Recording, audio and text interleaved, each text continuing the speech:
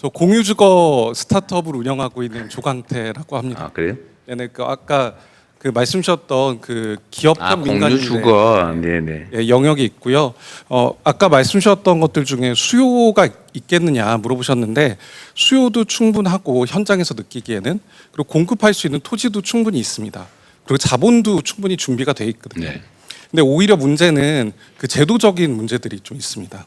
그러니까 수요적인 측면을 먼저 말씀을 드리면 아시는 것처럼 죄송합니다. 너무 급하게 일어나서. 그러니까 서울에 있는 그 청년 중에 한 80%는 임대를 살아야 되잖아요.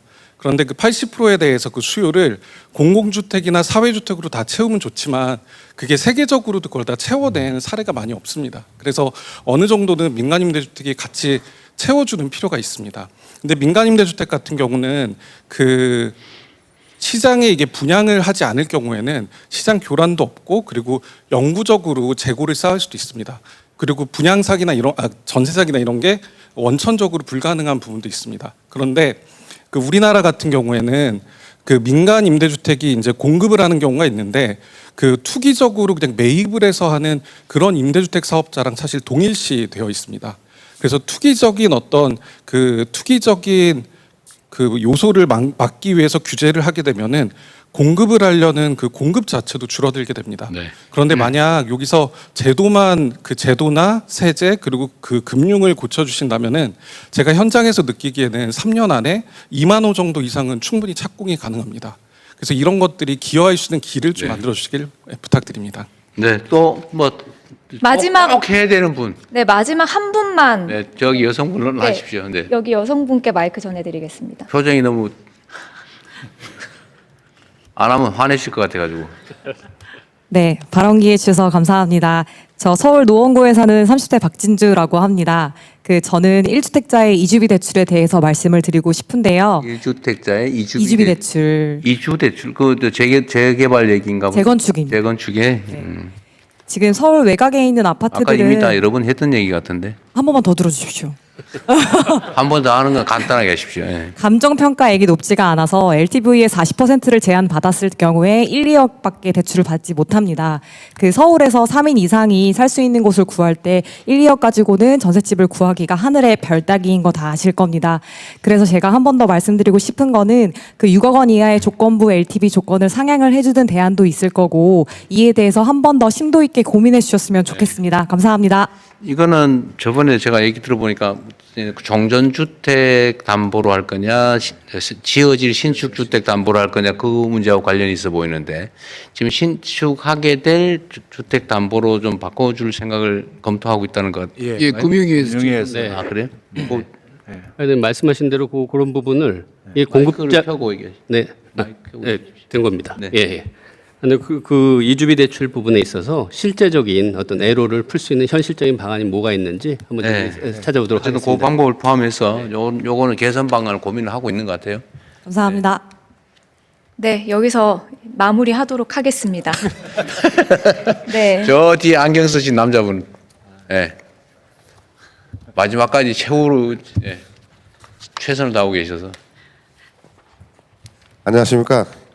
이거 청약 받기도 더 힘드네요. 예, 물론이죠. 예. 140대 1입니다. 네, 저희 한국공인중개사협회 하남시 지회장이면서 세계공인중개사 대표 김유준입니다. 저도 한 23년간 지금 개업공인자로서 고객들과 많은 접하면서 이제 얘기를 많이 나누고 있는데요. 오늘 말씀드리고 싶은 거는 많은 다양한 얘기가 나는데 가장 중요한 프레임인 것 같습니다. 다주택자 프레임, 1주택자의 고가 주택의 프레임인데 지금 아까 이제 말씀드린 것처럼 제가 항상 고민한 거는 청년들이 지금 이사 갈 데가 없습니다. 전세 갈 데도 없고 월세도 없습니다. 과밀억제권 같은 경우는 그러다 보니까 저희 아이 같은 경우 서울에 가니 싱크대 옆에 변기가 있는데도 1,060이라고 합니다. 이것은 제가 보기에는 다세대나 도시형 생활주택, 오피스텔 갖고 있는 민간 임대 사업자들한테 다주택자라는 프레임이 쓰이다 보니까 오히려 이런 임대 사업 자체가 안 좋은 영향이 나타나는 거고 대통령님께서 보시는지 모르겠지만 홍콩 같은 경우 2평짜리에다가 2층 침대로 짓는 경우 2층 침대로 해갖고 다른 가구가 쓰는 경우도 있습니다. 지금 서울에도 그런 영향이 나타나고 있답니다. 따라서 저는 비주택에 대한 부분에서는 꼭 제가 보기에는 다주택자는 프레임을 갖다가 좀 풀었으면 좋지 않을까. 그러면 지금 청년들이 아파트 살 수도 있지만 그 시간적 버릴 수 있는 기간을 갖다가 주거 환경이 좋지 않을까라는 걸 권해드리고 있습니다. 네. 그 다음에 제가 또 하나 말씀드리고 싶은 거는 종합부동산세하고 재산세에 대해서 이제 말씀드리고 싶은 게 있는데요. 지금 저희가 종합부동산세가 어쨌든 부유세에 관련된 건데요. 부유세의 개념이 어떤 프레임이 쓰이다 보니까 오히려 어떤 그 고가 주택을 갖고 있는 사람들이 마치 무슨 악마화되는 경향이 좀 있는 것 같아요. 저는 그게 아니라 차라리 종부세를 폐지하고 재산세를 갖다가 금액대별로 해서 세분화시키고 간소화시켜야 된다고 생각합니다. 왜냐하면은 국민들은 네. 세금을 낼 때 내가 낼 금액이 얼마인지를 확실하게 인지하고 있어야지 내가 떠날지 말지를 고민할 수 있는데 너무 세금 자체가 복잡하고 하다 보니까 가늠을 할 수가 없습니다. 네, 마지막으로 제가 이제 한국공인중개사협회 그 지회장이지만은 말씀드린 거는 저희 공인중개사가 지금 현재 그 요즘 부동산 가격 급등에 의해서 많은 어떤 일탈 행위나 이런 부분 가격 단합에 의해서 안 좋은 얘기도 듣기도 하고 하는데 실 일선에 있는 공인중개사는 그렇지 않습니다. 요번에 8월 28일 날 저희 공인중개사 협회가 법정단체가 됩니다. 저희한테 이 의무 가입제도하고 지도산소권을 갖다가 주시면은 저희 공인중개사들끼리도 약간 주제에서 가정 기능이 있지 않을까 봅니다. 이상입니다. 감사합니다. 예, 마지막으로 우리 박선영 선생 한번 뭐 준비를 많이 해오신 것 같은데 중복되는 건 빼고 요약해서 요 맨 앞에 네, 맨 앞줄에 계십니다. 손을 드시다가 너무 힘들어서 포기하시는 것 같아가지고 네, 안녕하세요. 동국대학교 경제학과 박선영입니다. 네. 공급은 시차가 있고 세제를 기다리다 보니까 그간 이제 금융 규제가 부동산 시장을 하드 캐리해 온 것 같습니다. 그러다 보니까 이 국민 건의 사항에서도 사실 금융 규제 완화에 대한 내용이 가장 많았던 것 같은데 이러한 부분에 대해서 굉장히 신중히 접근해 주셨으면 좋겠다는 말씀드리고자 합니다. 두 가지 측면인데요. 이제 공급이 제한된 상태에서 실수요자에 대한 금융 공급 확대는 필연적으로 가격 상승으로 야기됩니다. 이는 런던 사례에서 뭐 실증적으로 당연하겠죠. 증명이 되었고요. 이제 마지막으로 우리가 진짜 지켜줘야 할 주거 안정의 정책 대상이 누구인지 함께 고민해 주셨으면 좋겠습니다. 이 DSR 한도 40%가 6억을 넘는 연봉 1억이나 부부 합산 소득이 1억이 넘는 분들이 뭐 8, 9억짜리 아파트 사실 때 고민 충분히 이해합니다. 근데 8, 9억짜리 아파트, 전국 아파트에서 상위 20%입니다. 그런데 주거실태 조사에 따르면 이 최저 주거 기준 미달 청년 가구 비율이 8.2%입니다. 이 청년 가구 100가구 중 8가구가 이 최저 주거 기준 미달에서 살고 있습니다. 또한 이 오피스텔을 제외한 예를 들어 고시원, 판잣집, 비닐하우스에 거주하는 청년 가구 비중이 5.3%에 이릅니다. 그러면 우리가 금융 지원의 정책 순위라는 것을 이 통계 속의 청년들에게 먼저 닿아야 되지 않을까라는 점 말씀드리면서 제 발언을 마치겠습니다. 지금 말씀은 이제 부동산 시장 정책보다는 주거 복지, 청년 주거 복지 정책에 가까운 말씀이신데 저희 잘 챙겨볼게요.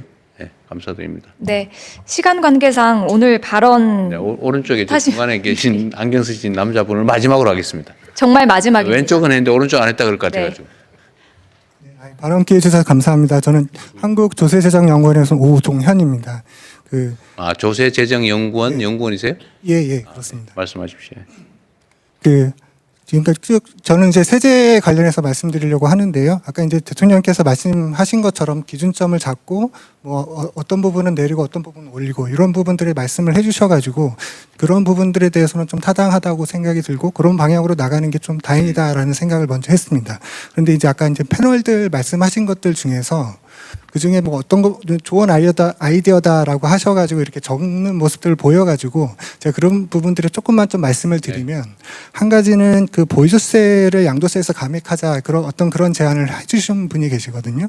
근데 뭐 그게 없는 제도는 아닙니다. 다른 나라에서 있는 제도이기도 하고 근데 뭐 필요 경비의 성격이 있기 때문에 그런 어느 정도 이제 이해가 되는 부분이 있는데 그렇게 하다 보면 좀 부작용이 있을 수 있는 게 가령 이제 혜택을 보는 사람들이 어쨌든 양도세에서 이게 감액을 한다라는 거는 양도 차익이 많은 사람들이거든요. 그리고 보유세를 감액한다는 얘기는 보유세가 많은 사람들이 혜택을 보는 거기 때문에 결국은 우리가 타겟팅하는 그런 사람들이 다 혜택을 보게 됩니다. 그래서 과세 형평성이 좀 안 좋아질 수 있겠다라는 생각을 하고요. 그 다음에 이제 그 1세대 1주택 비과세 양도세에서 그 12억 이하에서는 뭐 비과세 혜택을 받고 그 다음에 또 이제 뭐 그 이상에 대해서 뭐 조금씩 과세를 하는 건데 그걸 이제 횟수를 제한하자 아니면 금액을 제한하자 이렇게 했을 때 물론 이제 보통 저희가 생각하기에는 투기 목적을 좀 막는다라는 목적이 있겠지만 우리가 이게 이 제도를 둔 이유가 거주 이전의 자유를 보장하기 위해서 둔 제도거든요. 근데 어쨌든 대다수의 사람들은 거주 이전에 이 제도가 필요할 수가 있습니다. 그렇기 때문에 투기 목적으로 이거를 제한하다 보면 오히려 선량한 사람들이 좀 피해를 볼 수도 있겠다라는 부분이 있어서 약간 균형 있게 좀 접근을 해야 될 필요가 있겠다라는 생각이 들고요. 그 다음에 마지막으로 좀 말씀을 드리고 싶은 거는 그 초고가 주택에 대해서 과세를 어떻게 해야 되느냐. 지금 그 부분에 대해서 과세 형평성 차원에서 좀 그 수준을 높여야 된다 이렇게 말씀을 좀 하시면서 좀 근데 그거에 대해서는 일단 대안에 대해서는 그렇게 얘기는 많이 안 나오는 것 같습니다.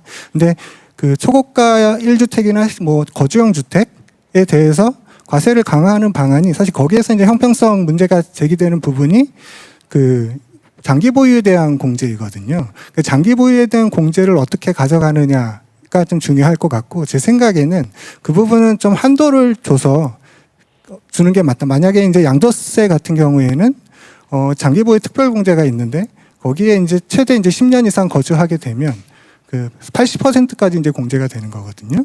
그러니까 뭐 러프하게 계산을 해서 양도 차익이 50억 원이 났다라고 하면 40억 원은 과세를 안 하고 나머지 10억 원에 대해서만 이제 과세를 하는 겁니다. 그러다 보니까 과세 형평성에 이제 문제가 발생을 하는 것이고요.